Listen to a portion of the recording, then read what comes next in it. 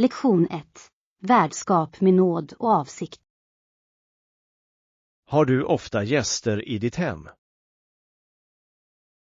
Jag tar emot gäster regelbundet och med avsikt. Planerar ni sammankomster långt i förväg? Jag planerar de flesta evenemang minst 2 veckor i förväg. Föredrar du intima middagar eller större sällskap? Jag föredrar intima middagar som uppmuntrar till samtal. Hur förbereder ni lokalen innan gästerna anländer? Jag städar upp viktiga områden och skapar bekväma sittplatser. Tar du hänsyn till kostrestriktioner när du planerar menyer? Jag frågar alltid om allergier och kostpreferenser. Lagar du flera alternativ för olika dieter? Jag erbjuder vegetariska, proteinfria och glutenfria alternativ. Hur skapar man en välkomnande atmosfär? Jag använder varm belysning och diskret bakgrundsmusik. Använder du formella bordsdukningar till varje middag? Jag reserverar formella miljöer endast för speciella tillfällen. Hur balanserar du formalitet och vänlighet? Jag kombinerar eleganta presentationer med avslappnade samtal. Involverar du gäster i matlagningen ibland? Jag bjuder in nära vänner att hjälpa till för en mer social upplevelse. Förbättrar den metoden den allmänna stämningen? Det skapar gemensamma minnen och minskar stress hos värden. Hur hanterar du tidsplanen när du serverar rätter? Jag tar emot samtal i kurserna och tillåter bekväma pauser. Förbereder du vissa rätter i förväg? Jag väljer att laga mat i förväg för att vara närvarande med gästerna. Hur hanterar ni oväntade gäster som anländer tidigt? Jag bjuder på förfriskningar och justerar schemat vänligt. Sätter ni diskret upp husregler för gäster? Jag kommunicerar praktiska förväntningar vänligt när det behövs. Hur förbereder ni sovarrangemang för övernattande gäster? Jag tillhandahåller rena sängkläder, filtar och ett litet välkomstkit. Vilka saker inkluderar ni i ett välkomstpaket? Jag inkluderar vatten, en laddningsadapter och en kort anteckning. Hur hanterar ni husdjur när ni har gäster? Jag informerar gästerna i förväg och säkrar husdjur vid behov. Frågar ni gäster om tillgänglighetsbehov? Jag frågar i förväg för att säkerställa att huset rymmer alla. Hur hanterar du känsliga ämnen under samtal? Jag styr dialogen mot respektfulla och inkluderande ämnen. Brukar du någonsin hålla kontroversiella debatter vid ditt bord? Jag tillåter livliga diskussioner men undviker personangrepp. Hur minskar man spänningen om en debatt blir hetsig? Jag byter ämne och uppmanar till tystare bidrag. Sammanställer du spellistor som passar olika sammankomster? Jag skapar spellistor som matchar evenemangets stämning och tempo. Hur skapar man en minnesvärd matupplevelse? Jag fokuserar på presentation, fräschör och genomtänkta detaljer. Använder ni kulturella eller säsongsbetonade teman i era menyer? Jag använder säsongsbetonade råvaror och respektfulla kulturella inslag. Hur tar ni hand om barn på familjesammankomster? Jag erbjuder barnvänliga måltider och säkra lekplatser. Har du förväntningar på användning av elektroniska apparater? Jag efterfrågar medveten användning av enheter och uppmuntrar närvaro. Hur arrangerar man sittplatser för att främja ett livligt utbyte? Jag blandar personligheter och undviker att isolera tystare gäster. Erbjuder ni aktiviteter eller isbrytare för nya grupper? Jag förbereder mjuka isbrytare och samarbetslekar. Hur säkerställer ni att gästerna känner sig inkluderade i samtalen? Jag bjuder in dem till ämnen och ställer öppna frågor. Hanterar du alkoholkonsumtion ansvarsfullt vid evenemang? Jag erbjuder alkoholfria alternativ och övervakar intaget diskret. Hur återhämtar man sig på ett smidigt sätt från misstag som värd? Jag ber kort om ursäkt och rättar till problem utan dramatik. Ber du om feedback efter större sammankomster?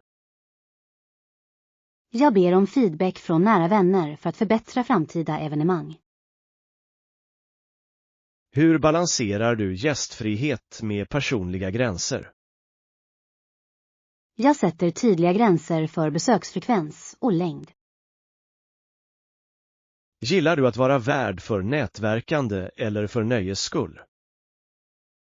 Båda, även om meningsfull kontakt ger den största glädjen. Hur hanterar ni gäster som stannar längre än vad de får?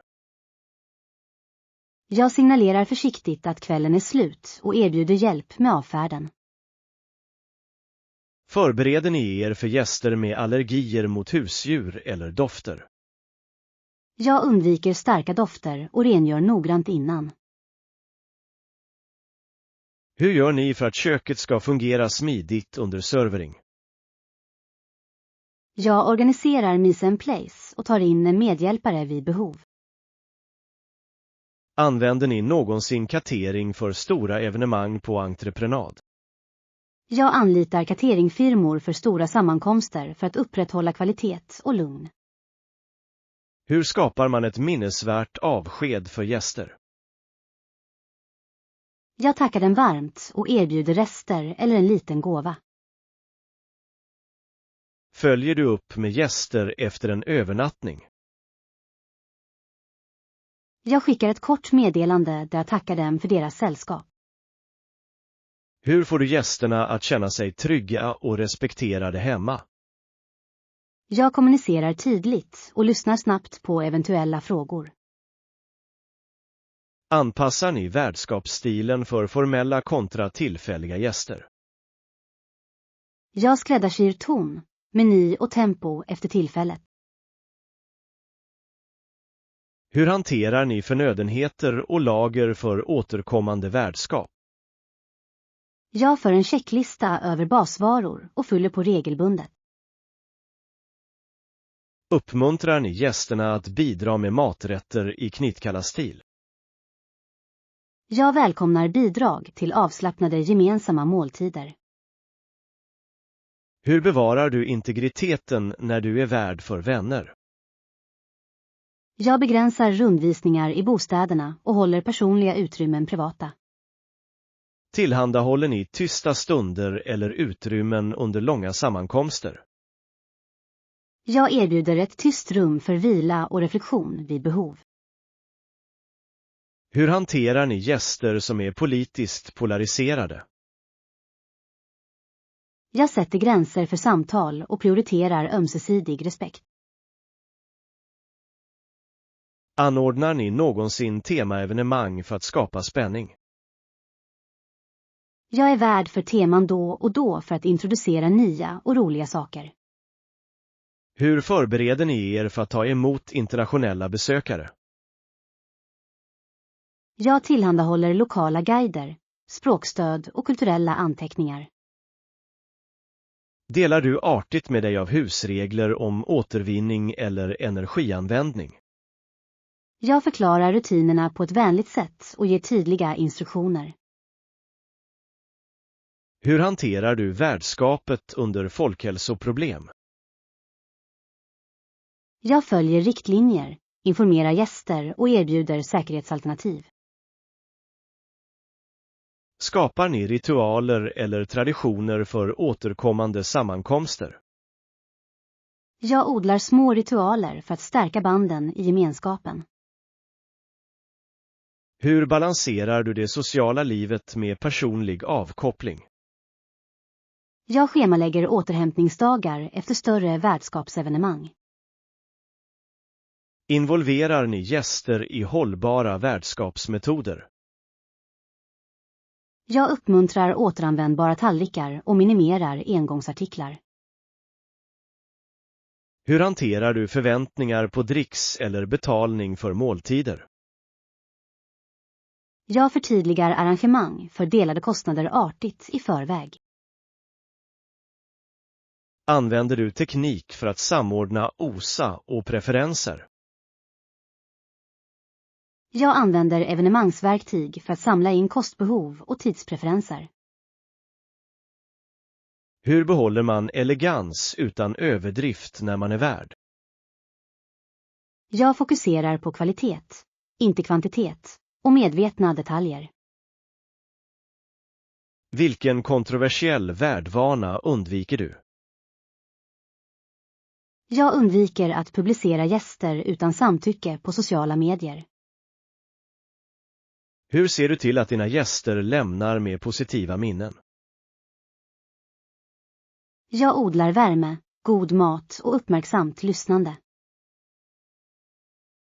Vilket sista tips skulle du ge till nya värdar? Planera noggrant, var flexibel och centrera genuin kontakt. Jag kommer att vara värd oftare och prioritera meningsfull gästfrihet vid varje sammankomst. Lektion 2. Det lokala bordet som säger mycket. Vilken är din favorit lokala restaurang just nu? Min favoritrestaurang är en liten bistro i centrum. Vad lockar dig till den där bistron gång på gång? Maten är säsongsbetonad, färsk och omsorgsfullt upplagad. Ändras menyn ofta? Kocken uppdaterar menyn med veckovisa marknadsfynd. Hur påverkar en ändring av menyn dina besök? Det skapar förväntan och belönar upprepade besök. Är bistron dyr eller rimligt prissatt? Priserna är rimliga och återspeglar ingrediensernas kvalitet. Tycker du att matupplevelsen är värdefull? Ja, varje kurs känns noggrant komponerad och rättvis. Hur skulle du beskriva atmosfären där? Det är intimt, varmt och stillsamt sofistikerat. Bidrar inredningen till stämningen? Minimalistisk trä, mjuk belysning och lokal konst sätter tonen. Förbättrar personalen helhetsupplevelsen? Personalen är uppmärksam, kunnig och genuin. Hur beskriver servitörer rätter för gästerna? De förklarar ursprung, tillagning och förslag på kombinationer. Fokuserar bistron på lokala producenter? Den köper in grönsaker, ostar och kött från närliggande gårdar. Påverkar det lokala fokuset hållbarheten? Det minskar mattransporterna och stöder regionala ekonomier. Finns det några signaturrätter du rekommenderar? En rostad rödbetssallad och en långsamt bräserad lammragu sticker ut. Förtjänar desserter på bistron att nämnas? Olivenoljekakan med citruskräm är oförglömlig. Hur kompletterar vinlistan matlagningen? Listan innehåller små producenter och många naturviner. Brukar du välja vin eller alkoholfri vin? Jag tycker om båda. Alkoholfria kombinationer är kreativa och balanserade. Tar bistron väl hänsyn till kostrestriktioner? De anpassar rätter noggrant för glutenfria och vegetariska gäster. Har du sett några kontroversiella metoder på restaurangen? En lokal debatt uppstod om sittplatser på trottoaren och buller från grannskapet.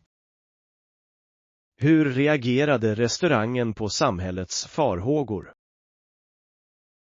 De engagerade grannar och justerade öppettider och planlösningar. Har den kompromissen förbättrat relationerna? Det lättade på spänningarna samtidigt som det bevarade charmen med uteserveringen. Arrangerar bistron evenemang eller samarbeten med kockar? Den anordnar pop-up-middagar och enstaka gästkockserier. Är de evenemangen populära bland matentusiaster? De säljer slut snabbt och skapar livliga kulinariska diskussioner. Hur prissätter restaurangen specialevenemang? Priserna återspeglar sällsynthet och producentengagemang och är transparenta. Ser du någonsin kändisar eller influencers där? Ibland, vilket har väckt uppståndelse och debatt på sociala medier. Har den uppmärksamheten förändrat matupplevelsen? Det väckte nya kunder, men köket behöll sina standarder. Blir bokningar fulla snabbt på helgerna? Ja, bokningarna fylls snabbt och planering är viktigt. Föredrar du att äta lunch eller middag där? Jag föredrar middag för en avslappnad flerrättersupplevelse. Hur tillgänglig är bistron för nykomlingar? Den välkomnar nyfikna gäster och förklarar menyer tålmodigt. Uppmuntrar priserna till frekventa besök eller speciella tillfällen? Det passar båda. Vissa gäster äter varje vecka, andra reserverar för milstolpar. Hur står sig bistron i jämförelse med större restauranger i staden? Det erbjuder intimitet och en uppriktig och direktkontakt med gården som stora restauranger har svårt att matcha. Har du märkt några trender som återspeglas i menyn? Menyn återspeglar en utveckling mot jäsning och matlagning från rot till stjälk. Uppskattar du de där kulinariska trenderna? De fördjupar smaken och minskar svinn när de appliceras med omtanke. Hur hanterar köket störningar i leveranserna? Kocken improviserar och behandlar begränsningar som kreativa möjligheter.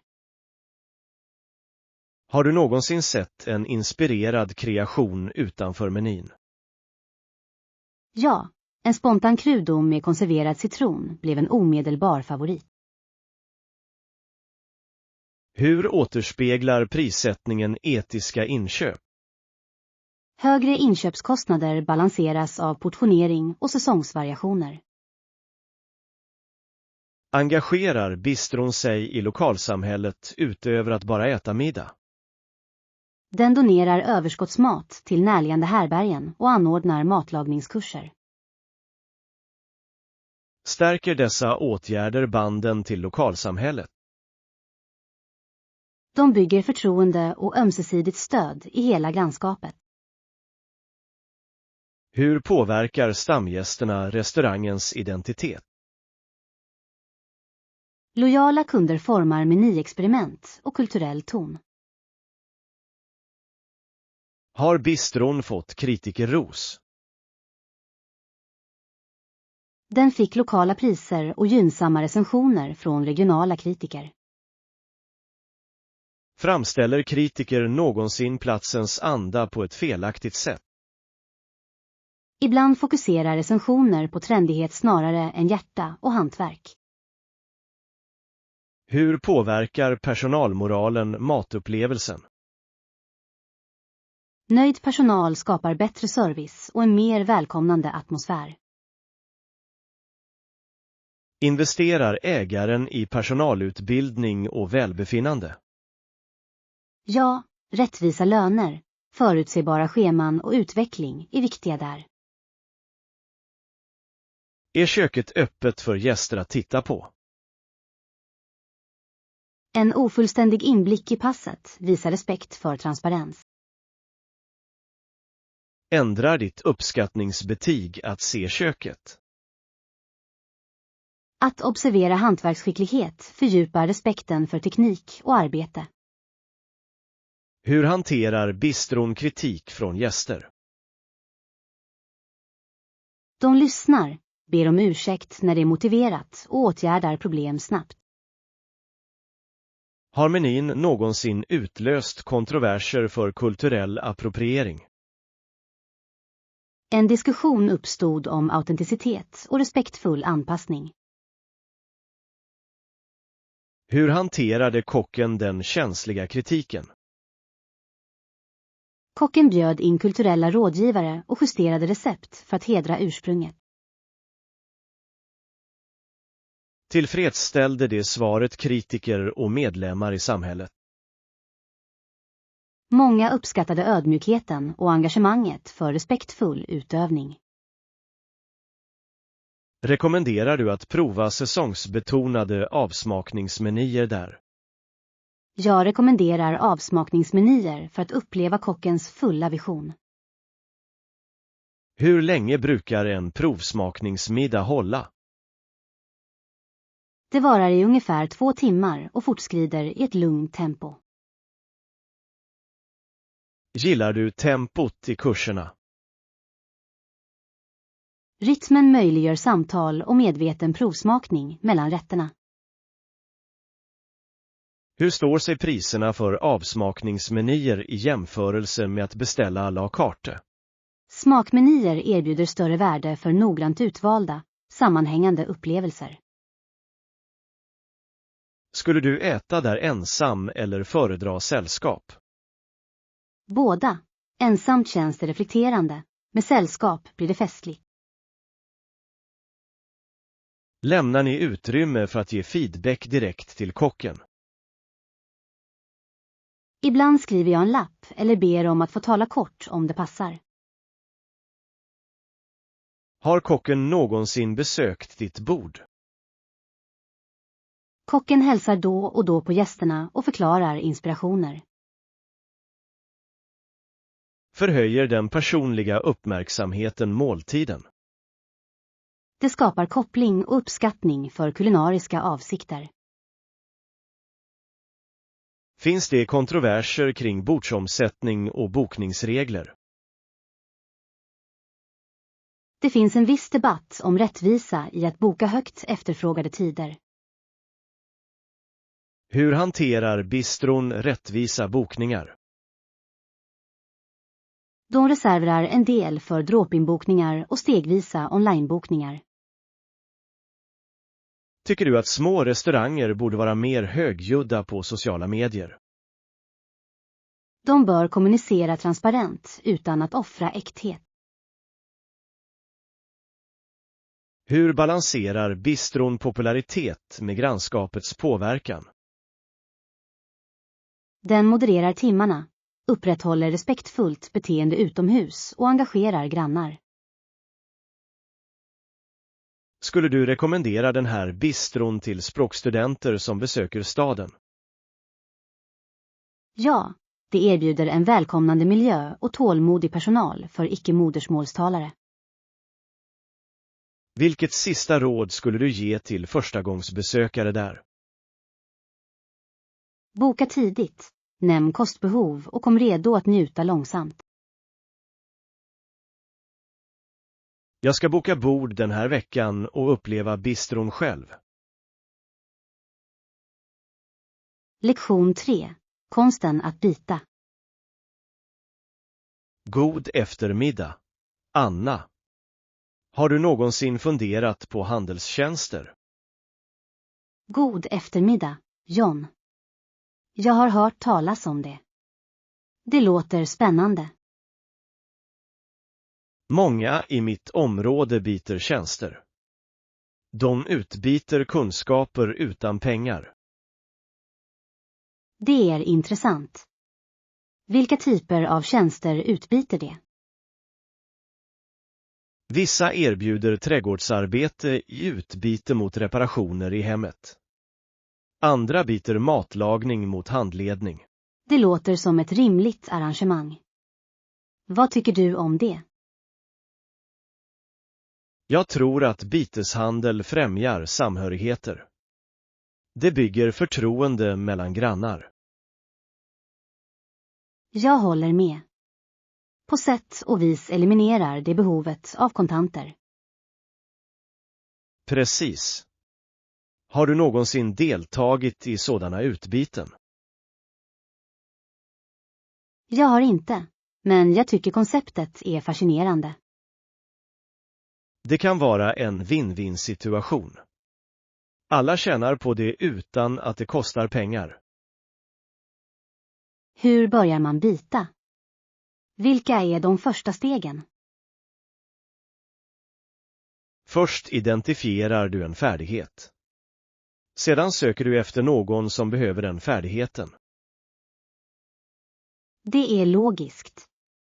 Vem brukar initiera dessa affärer? Det börjar ofta med en konversation. Någon uttrycker ett behov, och idéerna flödar. Har du någonsin initierat en byteshandel? Ja, jag bytte en gång webbdesign mot måleritjänster. Det låter produktivt. Hur var upplevelsen? Det var givande. Båda parter gick därifrån nöjda med resultatet. Vilka är vanliga utmaningar vid byteshandel? Misskommunikation kan förekomma. Förväntningarna måste vara tydliga. Det är sant. Det är viktigt att diskutera villkoren i förväg. Absolut. Att sätta gränser skyddar båda parter. Har ni stött på några tvister under en byteshandel?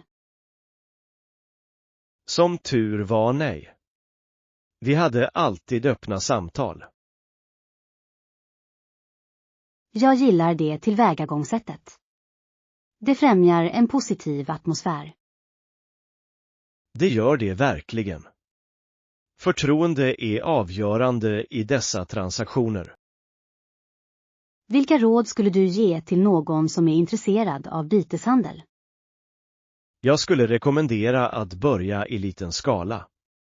Bygg upp erfarenhet gradvis. Det är kloka råd. Lär dig av varje erfarenhet. Ja, och tveka inte att ställa frågor. Kommunikation är verkligen nyckeln i sådana arrangemang. Det säkerställer tydlighet och hjälper till att undvika missförstånd. Tror du att byteshandel kommer att bli mer populärt? Jag tror att det kan hända, särskilt eftersom folk söker alternativ till kontanter. Det är en intressant poäng. Ekonomin fluktuerar ju trots allt. Precis. Vissa tycker att byteshandel är mer stabilt under ekonomiska nedgångar. Det är fascinerande hur folk anpassar sina handelsmetoder. Ja, byteshandel visar på kreativitet i problemlösning. Vilken är den mest ovanliga byteshandeln du har hört talas om? Jag hörde en gång talas om någon som bytte en gitarr mot VVS-tjänster. Det är förvånande. Det hade jag inte tänkt på. Det visar hur olika färdigheter kan skapa unika utbyten. Jag gillar det perspektivet. Det gör byteshandel mer lockande. Det gör det verkligen.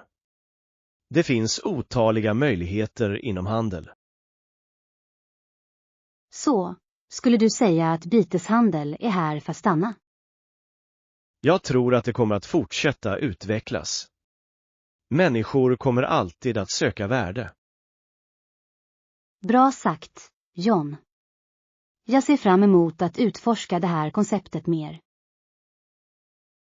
Tack, Anna. Låt oss fortsätta samtalet i framtiden. Lektion 4. Viktiga nödartiklar för varje hem. God kväll, Anna. Hur mår du idag? God kväll, John. Jag mår bra, tack. Hur är det med dig? Jag mår verkligen bra. Har du någonsin tänkt på beredskap inför krisberedskap? Ja, jag har övervägt det.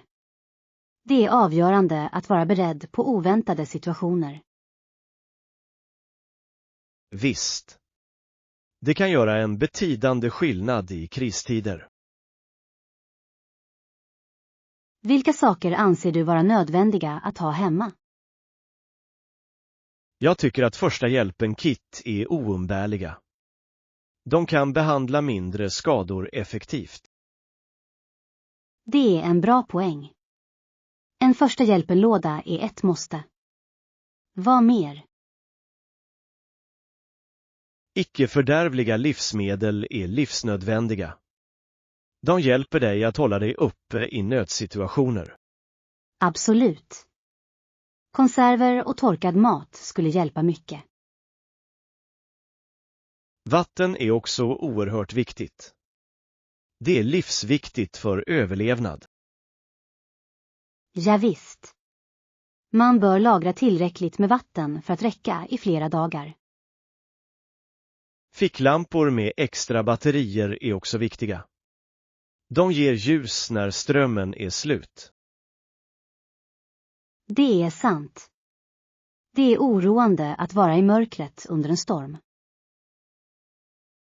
Dessutom kan en batteridriven radio hålla dig informerad i nödsituationer.